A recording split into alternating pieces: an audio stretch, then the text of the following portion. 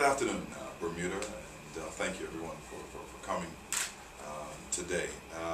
We've just finished our cycle through the budget, a grueling 2.5 weeks.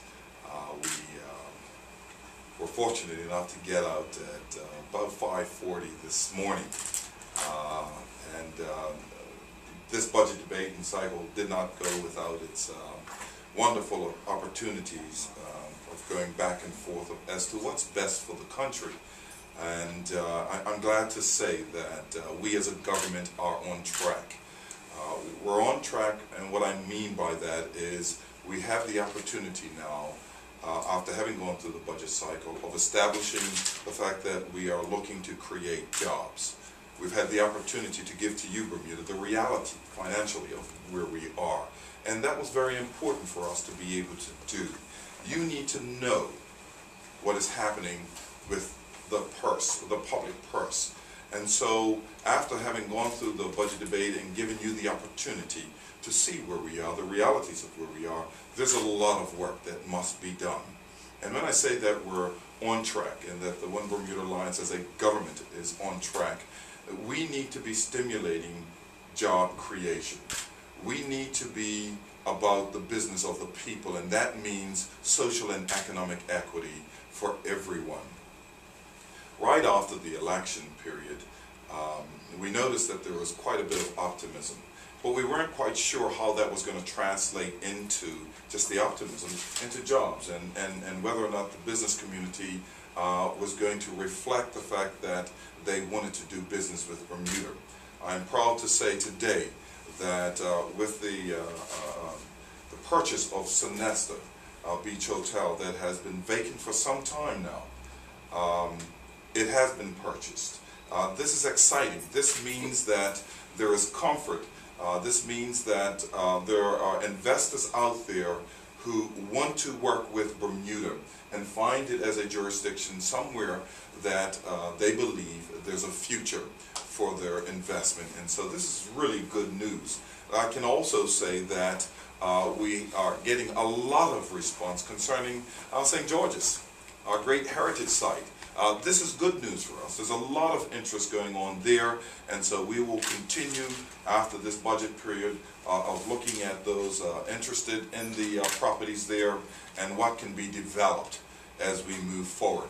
I want to also say that the Economic Development Committee has been working very diligently on other projects as well. And the whole idea of that committee, as I chair it, was to bring different ministries together that would streamline the process. So no longer in these large projects, these investments in capital projects that go on, would you have to go from the Department of Immigration, allow it to sit there for a couple of weeks, then move on to the Department of Planning. We have all the stakeholders at the table at once. And so when there is a request, for instance, the renovations that will be going on with the Hamilton Princess, what's happened now is that we have all the government stakeholders in place, and we can move forward with the requests that they are looking for to get things done swiftly.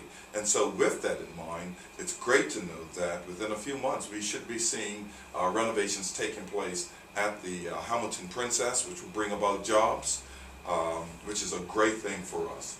One of the other things out of the budget came, our Minister of Finance, Bob Richards, was able to get legislation through that allowed for the tax on those high-end properties to be reduced.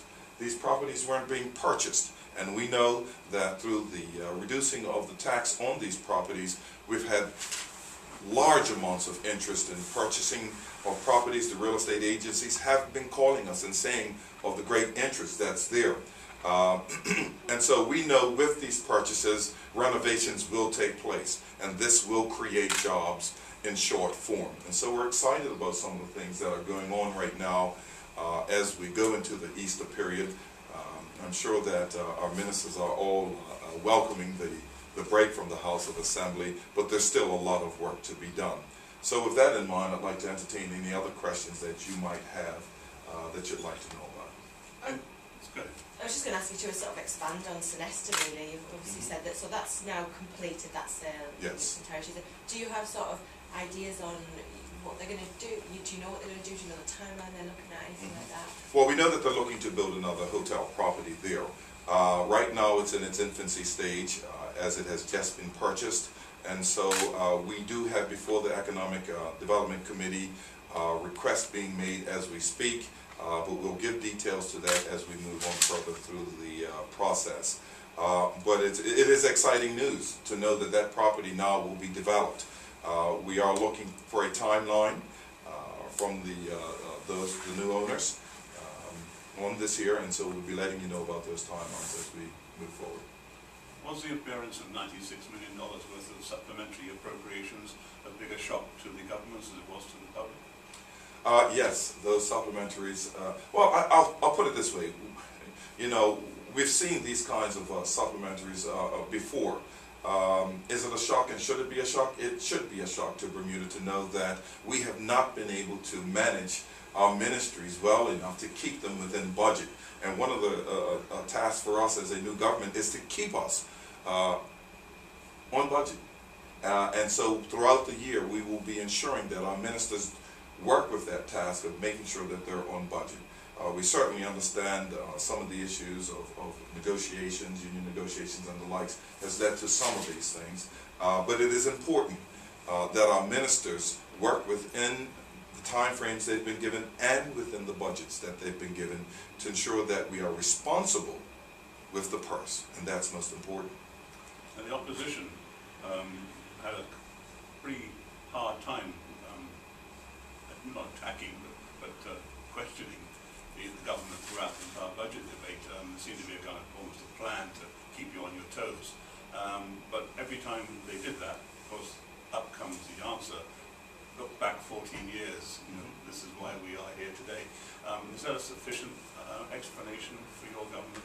I think it's important for Bermuda to understand what we've inherited here as a government. We've inherited, you know, as a government, an island whose unemployment is unprecedented. The rates that we thought we were at are not actually those rates that we are finding out. This is important for Bermuda to understand that we are just now coming to grips with the fact that we don't have 3,000 unemployed. There's far more numbers than 3,000 unemployed in Bermuda, and qualifying that and being able to find a means of getting jobs to the table is important. You know, so acquiring some of the challenges that we have overnight is not going to be easy dealing with overnight. It's not going to happen overnight. But we are confident in the plans that we're going to put together, and we'll be laying out that long-term plan and that short-term plan when it comes to jobs, when it comes to crime, and when it comes to the economy. We'll be laying those plans out to you after now having gone through the budget process, looked under the hood, as to say, and seen the realities of where we are. And so from that, we can now formulate a plan that we can work towards, and that will be revealed to you soon. Good question. I'm just going back to Sonesta. What does it mean for Bermuda that a Bermudian family believes in our product so much that they're willing to invest their money in it? It's something to be excited about. This means so much to the country, everyone, that we have our own being able to invest in the future of this country. And it really also represents a bit of change in the direction that we're going in. We have young entrepreneurs who are looking at opportunities, who want to bring to Bermuda pretty much a new product in the hotel industry, and that should be exciting for us. So what they will build will be very, very, very interesting as we go forward. Premier, we ran a story last week about parliamentary pay salaries of politicians. Yes. You would have seen it. And the line that we went on was the fact that you had decided not to keep that 5% pay cut in place. I just wondered if you could expand today on why you took the decision in that resolution that you tabled not to keep that pay cut for all the parliamentarians. Well, if you took a look at the resolution, you'll find that once an election had been called or the end of March had come, that resolution would have been null and void. Yeah. And so once the election had taken place and we had won the election, that 5% became null and void. And so what we decided to do was reinstitute what we had been saying during the campaign all along, that we would institute a 10% salary cut for all ministers. And so we moved forward with that. That is very substantial when you consider the market that we're in today. But you didn't think that, or you thought that all parliamentarians should go back up to what they were on before they took the pay cut? You thought they deserved to go back up to... Well, again, that was under a different administration. But still, you could have just carried it on, couldn't you, in your resolution? There was nothing to stop you. Well, we did better. We did 10%. For just a select group of 13 people. Yes. Yes. Any discussion on, with the cabinet reference to gambling or casinos, implementing that? Very hot topic, yes. Gaming is, right now, we'll be discussing that as we continue on in cabinet. A lot of discussion did come up during the budget debate as to where we are. Everyone knows that our former predecessors, former government, had put a referendum process in place. We also campaigned on the fact that we would be looking at a referendum in moving forward with gaming. As we move forward, no decisions and final have been made thus far, and we'll be discussing that soon.